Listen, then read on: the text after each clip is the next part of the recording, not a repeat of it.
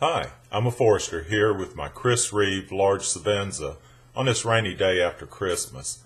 I've been carrying this knife daily now for 6 or 7 weeks. You can tell that the leather sheath is breaking in just fine. This video is for anybody who's considering to buy this knife. For me, the Sebenza was like the holy grail of knives. In anticipating its arrival, I wondered to myself, what will I think when I get it? Once I get it in my hands, will I think, this is just another knife? Or will I think, as a friend remarked when he got his Sebenza, this Sebenza exceeds all my expectations? Well, now, nothing I say in this video will likely influence your decision on whether to buy a Sebenza or not. Not that I'm trying to talk anybody out of buying one. After all, reality check number one is that I'm pleased with my purchase. And if I had not bought this Sebenza already, I would still buy one, but emphasis on one. That should belay anybody's fears that this is going to be a bash Sebenza video. But I think you should go into any purchase with your eyes open. There are plenty of videos extolling the virtues of Chris Reeve knives, so I'm not going to focus on its many strengths. But this isn't a perfect knife. There, I said it. For the price that you have to pay for a large Sebenza, you should expect near perfection. I wouldn't expect perfection because no product is perfect.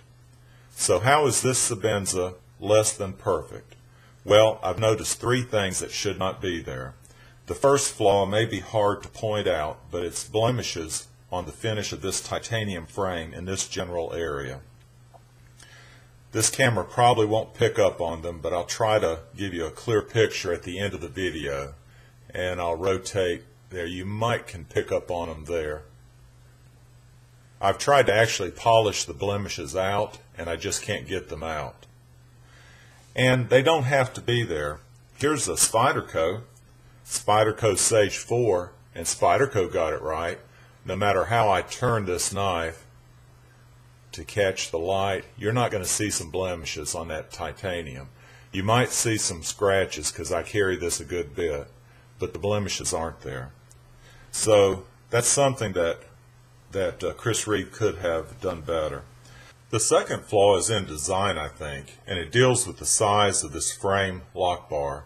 The width of the lock bar makes it more difficult than it should be to disengage the lock, mainly because my fingers almost have to brace against the bar on the outside, and I end up pushing against myself.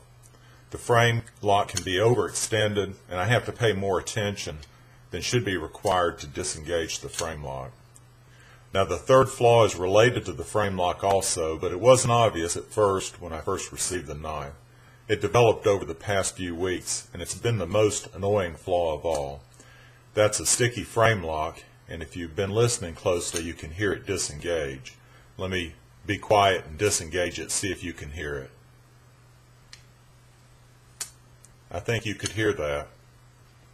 I've used Jay Davis's trick to improve the sticky lock, but I can still feel it and sometimes hear it. Now, I don't consider the opening action of this knife a flaw, but it's worth at least mentioning. One of the most common comments that you'll hear on any Sebenza review is that the action has a hydraulic feel to it. I don't get that at all. In fact, I don't understand where that descriptor comes from. It has a smooth action, but there are knives with smoother actions than this Chris Reeve knife. How about this Benchmade 940?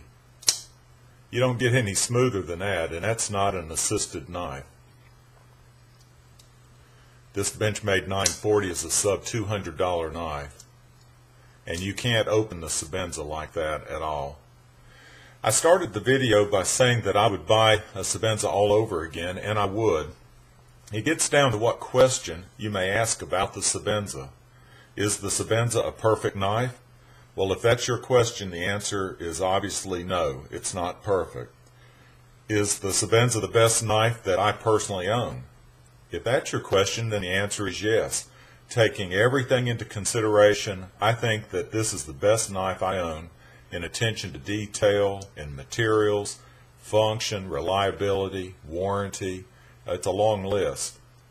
Most people who are considering the purchase of a Sebenza, though, want to know, is the Sebenza overpriced, in my opinion?